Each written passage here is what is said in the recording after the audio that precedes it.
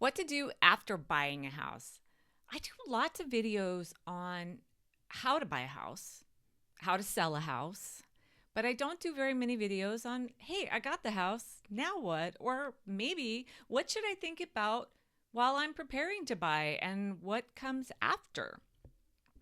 So I saved from this very old article back in the day. It's actually from 2013, and I've saved it because it's got some really, really great tips in it.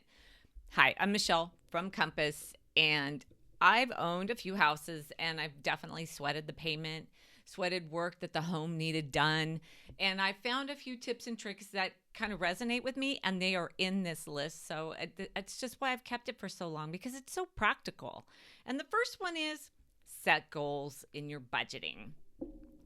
So set goals for what you want to do. Maybe you've found a house and it's okay and you like it and it's got everything that you want about it and you're good, but you like to travel. So you would set that budget, of course, of how to maintain your home and then how to travel.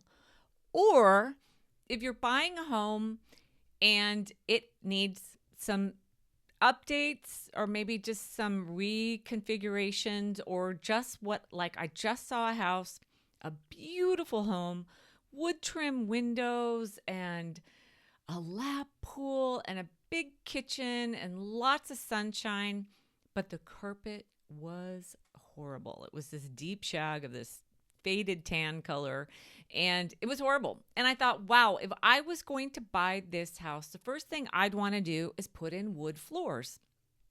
Now the home price is over 2 million. So if I bought that house today, I would have to save. And so the first thing I would probably do, even in the middle of buying the home, removed all my contingencies, still working on my bank loan with my lender. I would ask if it would be okay if I had a contractor come through and tell me how much it would cost to get wood floors. And then I would also ask the contractor, it's 2 stories. Can I get the first story done in the next year? And the second story, which has stairs and a very big hallway and large bedrooms, maybe do that later after I've saved up a little bit more after using my down payment, my savings to get in the home. So thinking kind of like that in terms of how you manage upgrades and things that you would prefer the house look like. How do you work on that? How do you save on that? And that leads me to my next goal is decorating step by step, or, doing things that align with your budget and then maybe how you use the house. For example, our first home, we redid the kitchen. We spent a lot of time in the kitchen. That's where our whole family was. So redoing the kitchen makes a lot of sense, right? Because you're just spending most of your time there. And then we did the hallway and the living room, other areas where we had a lot of traffic. And then right before we moved out, we did a little work on the primary, but we slept there. I mean, we're not really, those aren't waking hours. So we didn't spend a lot of money on that area or spend a lot of time on that area just because, we just didn't spend a lot of time in there. The other thing you want to do is set up automatic payments. And I recommend automatic payments for your mortgage come from your bank, not with the lender. And the reason for that is because if something changes, you refinance with another bank, you sell the home, or you want to adjust your payment, like pay a little bit more, you are in control of it. When you sign up with the bank, they love that, right? Because they can go take their money out usually by the 5th or the 6th. And then they get to play with your money because it's not really due till the 15th or late on the 16th, where I have my bank send them the money and then I have control.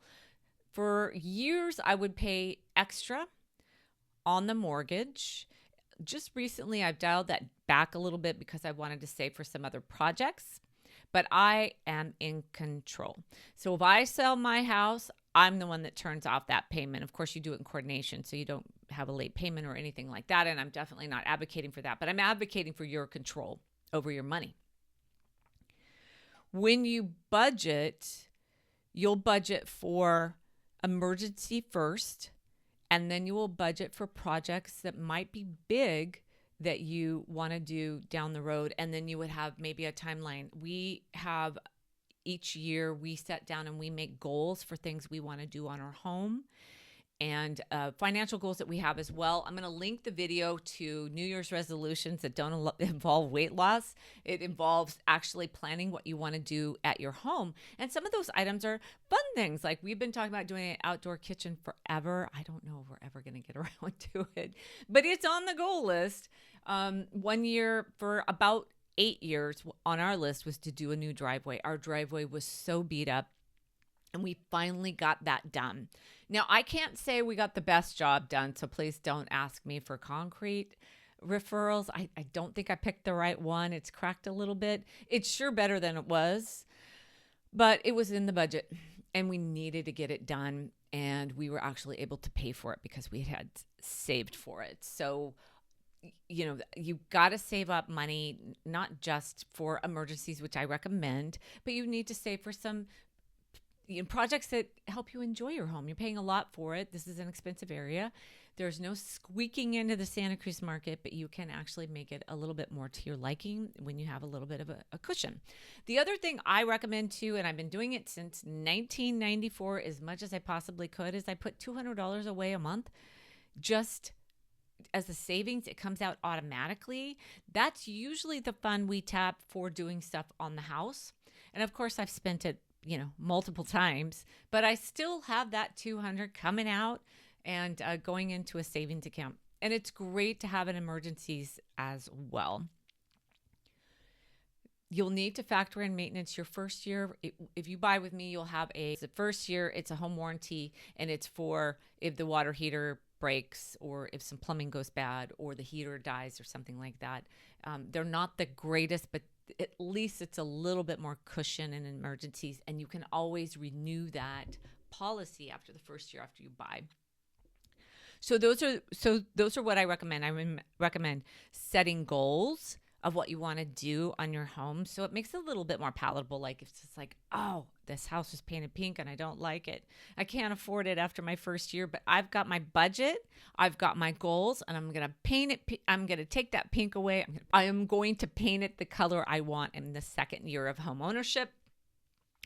Decorate step by step or go room by room. We had a room in our house for years that we just didn't do anything with because it just wasn't on the list. We did it eventually. I think, of course, we did most of the upgrades and the things that we wanted to change right before we moved.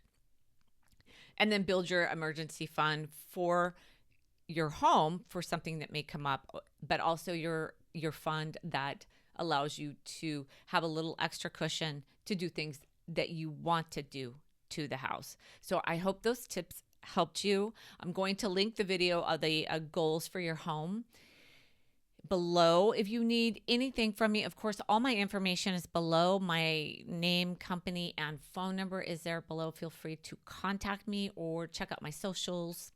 I am everywhere. I am happy to help you buying and selling here in Santa Cruz. And until next time, bye.